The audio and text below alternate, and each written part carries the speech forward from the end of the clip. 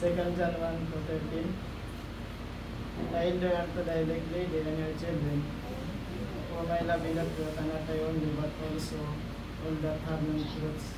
For the truth is which believe in us and shall be with us forever. Grace be with you, mercy and peace from God the Father and the Lord Jesus Christ, the Son of the Father in truth and love.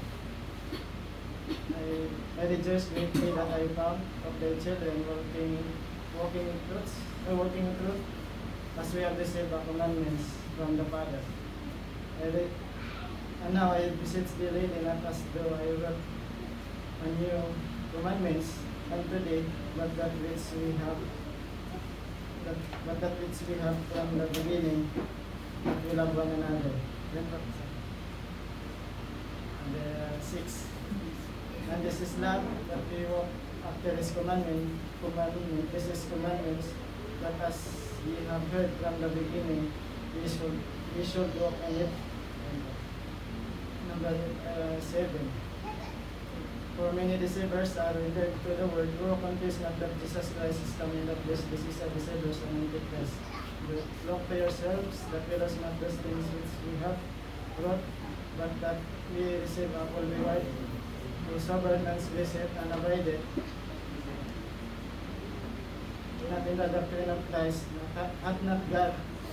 For he that abideth in the doctrine of Christ, he hath both the Father and the Son.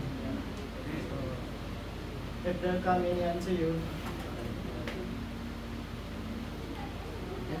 and bring this doctrine, receive him not into your house, neither him Godspeed.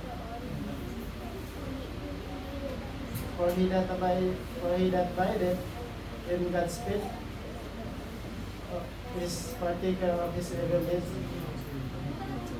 Having many things to write unto you, I will not write with paper but I trust to come unto you. I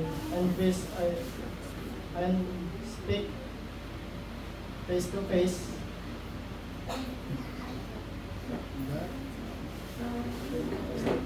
That our joy may be full. The children of thy elect sister, great thee. Amen. Amen.